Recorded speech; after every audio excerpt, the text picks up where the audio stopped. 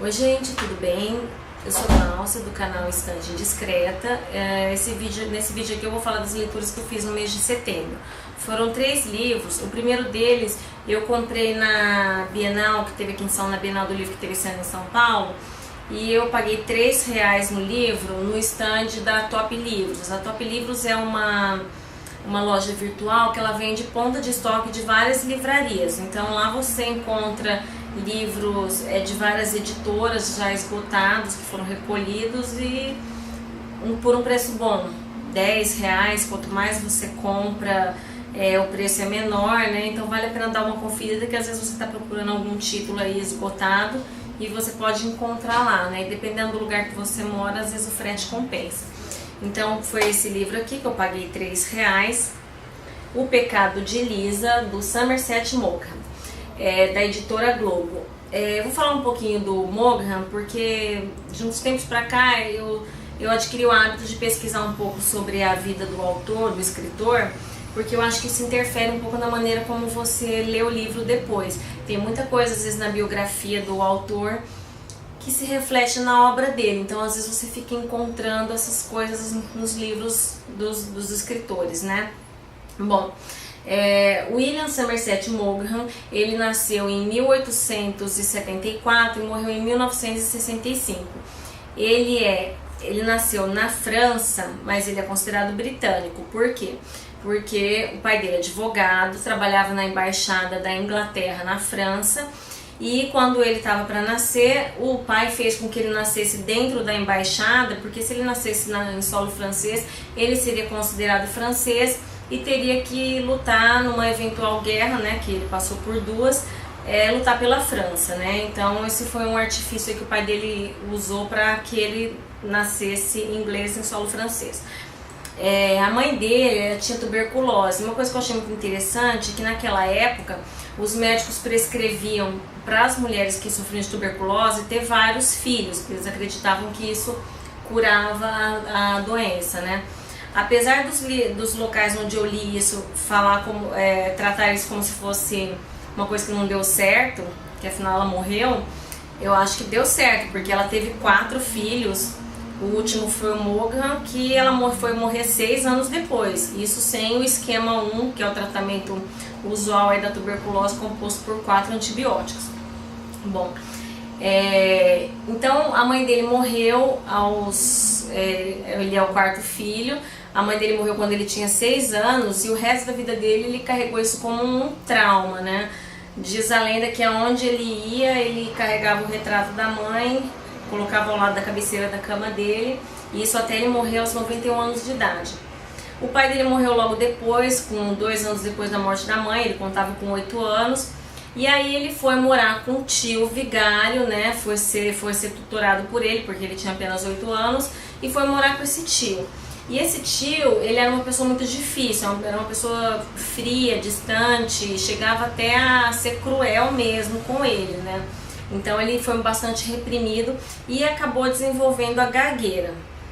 Então na época dele, ele acabou sofrendo bullying, né? Que você vê que desde aquela época já existia. Acho que o que tem hoje em dia é que surgiu aí uma palavra que está na moda, né? Mas eu acho que isso sempre existiu. Então ele era gago, ele também era um pouco baixinho, né? Tinha uma altura um pouco abaixo da média, então acabou sofrendo uma espécie de bullying aí enquanto ele estava na escola.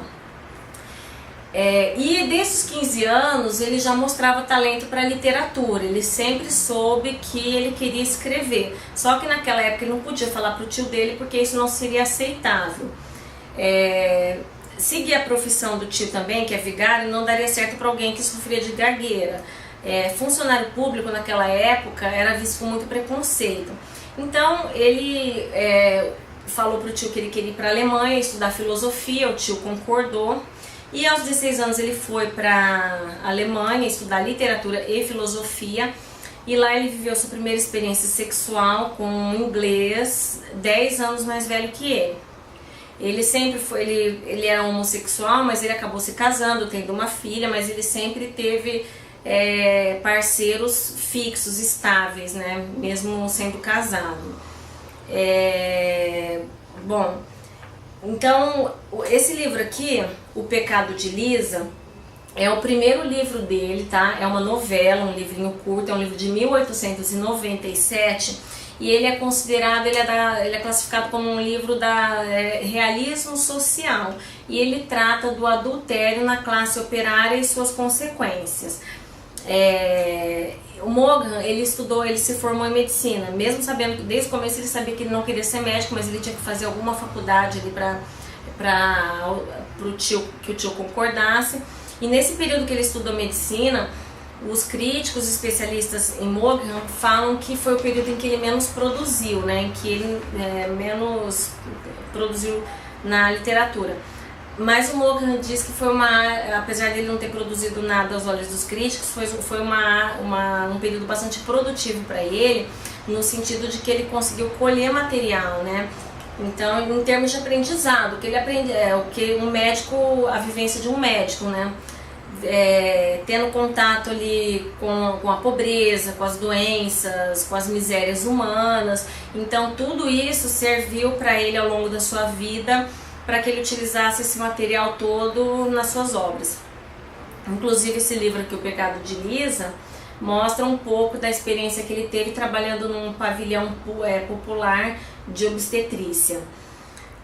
Bom, esse livro ele foi muito bem recebido pela crítica e pelo público em geral, ele vendeu bastante e foi a primeira obra dele, já fez sucesso, então com isso fez com que ele abandonasse de vez a medicina e falasse assim, não, a partir de agora eu vou me dedicar à literatura.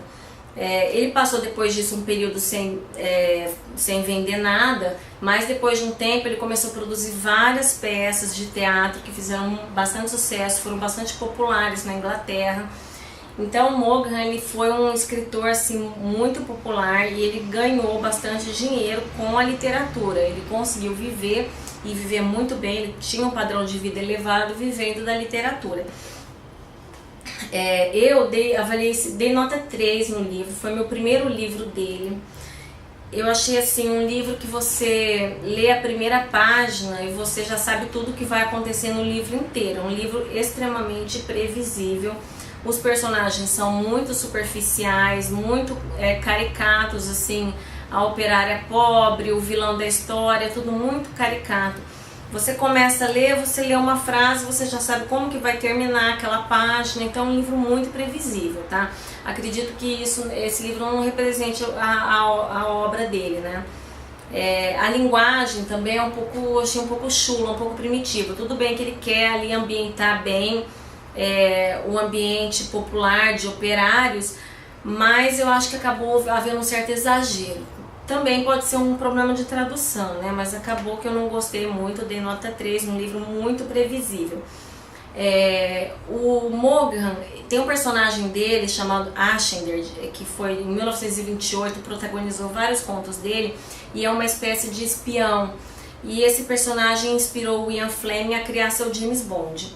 Outra homenagem que a gente pode encontrar a Morgan no cinema é aquele filme Seven, de 1995. O personagem do Morgan Freeman, ele chama Tenente Somerset, né? E esse filme Seven, ele tem várias referências à obra-prima do Morgan, que é o Servidão Humana. Eu não li ainda o Servidão Humana, mas quando eu ler, vou ficar atenta para essas referências, né? O filme Seven eu assisti pelo menos umas 7 vezes, então vai dar para eu procurar bem aí as referências. Então, O Pecado de Lisa, do William Somerset Maugham, dei nota 3. Bom, a minha segunda leitura do mês, setembro, foi esse aqui do Francisco Azevedo, O Arroz de Palma, da editora Record. Então tá aqui o Francisco Azevedo, ele é um escritor brasileiro, nascido no Rio, atualmente ele tem 61 anos e já mostrou talento para literatura e aos 16 anos, também bem precocemente. Ele já trabalhou como diplomata, hoje em dia ele trabalha como dramaturgo, escreve poesias também e roteiro de cinema, trabalha com cinema. Esse livro aqui, O Arroz de Palma, é um livro de 2008 e foi muito bem recebido. É um livro que fez bastante sucesso graças à internet, praticamente sem nenhuma propaganda, né? O mote dele é: família é prato difícil de se preparar. essa frase virou assim uma espécie de febre na internet. Parece que no Facebook o pessoal começou a postar várias coisas partindo dessa frase aí, né? É um livro que eu dei nota 3, foi um livro que me impressionou bastante, uma letra boa. É um livro extremamente lírico, poético. Qual que é a história desse livro? Esse livro ele narra a saga de uma família desde 1908 em Portugal. Essa família imigrou de português, imigrou para o Brasil, então vai desde 1908 até 2008. E o livro começa, o Antônio, que é o protagonista, aos 81 anos de idade, já em 2008, preparando um almoço de família de domingo que homenagearia nesse almoço os 100 anos de casamento dos pais dele se eles estivessem vivos. E ele tinha um objetivo ali de reunir a família toda, né, que está espalhada pelo Brasil todo. E à medida que ele vai preparando aquele almoço, ele vai relembrando, e a história é contada assim, é ele relembrando desde 1908, antes dele nascer, até os dias atuais, né? E o arroz de Palma, porque Palma é a tia Palma, que é meio que a personagem central da história, que era a tia dele, admirada por toda a família. Ela é meio que o pilar da família e uma grande contadora de histórias. Eu até acho que o Francisco Azevedo se inspirou um pouco no Gabriel Garcia Marques, de quem ele é grande admirador, que o Gabriel Garcia Marques também se inspirava muito nas histórias que a avó materna contava, né? E também tem essa questão de ser 100 anos aí da família e do arroz de Palma, né? Bom, então é um livro que eu que gosto de temas assim relacionados à nostalgia. Esse livro fala de lembranças de infância, de memórias, relações familiares que nem sempre são fáceis, né? Então, e é um livro muito bem escrito. Eu selecionei aqui algumas frases. O livro começa assim: eu aqui na fazenda, eu aqui na cozinha, 4 e pouco da manhã. Eu aqui, um velho de 88 anos, revejo meus filhos quando ainda estavam perto e eram meus. Há famílias doces, outras meio amargas, outras apimentadíssimas. Há também as que não têm gosto de nada. Seriam assim um tipo de família diet, que você suporta só para manter a linha. Seja como for, família é prato que deve ser sempre servido quente, quentíssimo. Uma família fria é insuportável, impossível de se engolir. Aproveite ao máximo. Família é prato que, quando se acaba, nunca mais se repete. A memória pode ser bela, mas pesa. O esquecimento é leve, pode até ser alívio. Não entendo por que ligamos desumano ao que é cruel, se a crueldade é algo que só nós, os humanos, conhecemos. Água que flui, água que cai, o que deve ficar fica, o que deve seguir vai. Bom, eu vou parar de ler aqui as frases, que eu selecionei tantas frases aqui no meu histórico de leitura, que o livro é muito rico em frases muito bonitas. Como eu falei, ele escreve de uma maneira muito poética, então foi uma leitura que me surpreendeu. Eu adorei esse livro, nota 4, tá? Bom, a minha última leitura, na verdade, foi uma releitura de 100 anos de solidão, do Gabriel Garcia Marques. Ele meio que dispensa a apresentação, mas eu vou falar um pouquinho dele aqui. Bom, Gabriel Garcia Marques, ele nasceu em 1927 e ele é considerado o criador do realismo fantástico na América Latina. Um dos livros que ele leu e que teria influenciado ele foi Metamorfose, do Kafka. Quando ele leu a primeira frase do livro, em que o Gregor, que é o personagem principal, acorda e se vê transformado num inseto, né, não diz que é barato, aquilo deixou o Gabo, nossa, mas isso é possível fazer? Você pegar uma coisa absurda e transformar isso em história? Então ele tem muito de surrealismo, tem muita coisa absurda na obra dele, mas você consegue, eu pelo menos consigo encontrar sentido em tudo, né? Eu li, a primeira leitura que eu fiz foi em 2000, foi aquela edição também da Record, um livro de capa azul que é ilustrado por Caribé, tem vários daqueles desenhos lá. Caribé, ele é um artista argentino radicado em Salvador e ele é considerado o principal ilustrador da cultura popular baiana, né?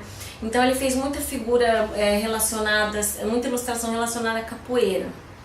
Eu falo isso porque eu sou uma grande apaixonada da capoeira, eu pratico capoeira, então eu admiro o trabalho de Caribé, né? Eu perdi aquele livro, infelizmente ele sumiu da minha estante, às vezes isso acontece. E acabei comprando essa edição aqui. Essa edição é de 2007, ela foi feita para comemorar os 50 anos desse livro aqui, que é a obra principal dele. Eu achei esse livro interessante porque ele começa com a solidão da América Latina, que é o discurso do Gabriel Garcia Marques quando ele ganhou o Nobel em 1982. Então, a solidão da América Latina, né? Quem leu a obra dele sabe que solidão é um tema que se repete muito na obra dele. E depois tem uma parte aqui que é o Éric Nepomuceno falando sobre ele. Éric Nepomuceno, ele é o tradutor da obra dele aqui no Brasil. E ele é um grande amigo do Gabriel Garcia Marques. Então, o Gabriel Garcia Marques, ele, no início dos anos 2000, ele foi acometido por um câncer linfático e a partir daí a sua saúde só foi piorando, né? E ele começou a desenvolver uma demência, né? Em 2009 o irmão dele anunciou a aposentadoria dele por causa dessa demência. E assim, você imagina que uma demência para um escritor, eu acredito que seja como você morrer 2 vezes, né? Então é uma coisa bem triste que aconteceu com ele. Então ele divide esse capítulo aqui em um autor que eu não conheci, que é a fase da vida dele em que ele não conheceu ele e fala muito do processo narrativo deste livro. Como foi quando o Gabriel Garcia Marques chegou no México, a penúria que ele passou até ele se estabelecer, até o nome dele ter fama internacional, né? E traz principalmente o processo de criação desse livro aqui. E a segunda parte ele fala o Gabo que eu conheci quando ele conheceu ele em 78 em Cuba, que o Nepomuceno estava recolhendo material ali para escrever um livro sobre a Revolução. Bom, entre outras coisas, ele fala da influência do Faulkner, né? William Faulkner. O Gabriel Garcia Marques considerava como um mestre para ele, é o escritor que ele mais admirava. Ele também admirava muito a literatura japonesa, inclusive no último livro dele ele quer fazer uma homenagem a Memórias de Minhas Putas Tristes, a Casa das Belas Adormecidas do Kawabata. Mas ele fala assim como que foi o processo de criação dos 100 anos, que ele fala que ele teve a ideia em 1965, quando ele estava viajando com a família para Acapulco. Ele disse que a ideia do livro veio num relâmpago. A partir daí, ele conta que ele escreveu a primeira frase do livro, ele fala que foi numa terça-feira de 65, e escreveu a primeira frase e se perguntou, e agora, o que virá depois? O que veio depois foi um manancial só, jorrando sem cessar. Um manancial só, jorrando sem cessar. E realmente, quem lê esse livro, é essa a sensação que eu tive. Parece que ele sentou e escreveu o livro de uma tomada só, sem se levantar. Claro que não foi assim, ele demorou 2 anos para escrever o livro foi publicado em 1967, mas o livro é uma sucessão de fatos absurdos. Ele narra a história da família Sá, a trajetória da família Buendia, as 7 gerações, e o livro é escrito de uma maneira muito ágil, não tem parte chata no livro, não tem período de tédio, tem sempre alguma coisa acontecendo, ele passa de uma geração para outra num piscar de olhos, numa linha, ele dá pistas numa frase do que vai acontecer lá na frente, te deixando curiosa do que ele quer dizer com aquela frase, e aquilo se esclarece só às vezes muitos capítulos depois. Uma coisa que tem muito importante nesse livro, para quem leu vai entender, é uma árvore genealógica aqui da família Buendia, porque os nomes realmente são muitos iguais, muitos se repetem, tem vários Aurelianos Buendias, tem algumas Úrsulas, José Arcádio foram os que mais me confundiram. Então você consultar essa aqui para ver em qual geração que está cada um dos personagens é importante. Mas esse livro eu dou nota 5, a releitura para mim foi muito importante, porque quando eu li esse livro eu nunca tinha ouvido falar em realismo fantástico, então essa obra me soou um pouco estranha quando eu li. Eu não entendi bem o que significava aquilo, depois que eu fui pesquisar, muitos anos depois, realismo fantástico. Então essa releitura eu estava mais amadurecida para ela, acabei aproveitando muito mais o livro, eu dou nota 5, deixa eu ver o que eu selecionei aqui. Muitos anos depois, diante do pelotão de fuzilamento, o coronel Aureliano Buendia havia de recordar aquela tarde remota em que seu pai o levou para conhecer o gelo. Então é isso que ele faz, ele fala uma coisa que depois vai acontecer lá na frente. Isso aqui é como começa o livro. Você não tem do que se queixar, os filhos herdam as loucuras do pai. Você sabe melhor do que eu que todo conselho de guerra é uma farsa e que na verdade você tem que pagar pelos crimes dos outros. Decidiram não regressar ao cinema, considerando que já tinham o suficiente com suas próprias penas para chorar por fingidas desventuras de seres imaginários. Não entendia que tivesse precisado de tantas palavras para explicar o que se sentia na guerra, se uma só palavra bastava: medo. Olha, leiam 100 Anos de Solidão, se ainda não leram. É um livro que vale muito a pena, leitura e releitura. Então, nota 5.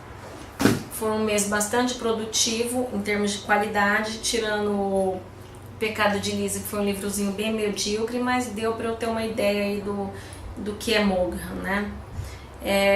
Então é isso, eu volto depois para gravar o meu vídeo com as minhas leituras de outubro, comentários, críticas com educação, e é isso. Espero que tenham gostado. Até a próxima!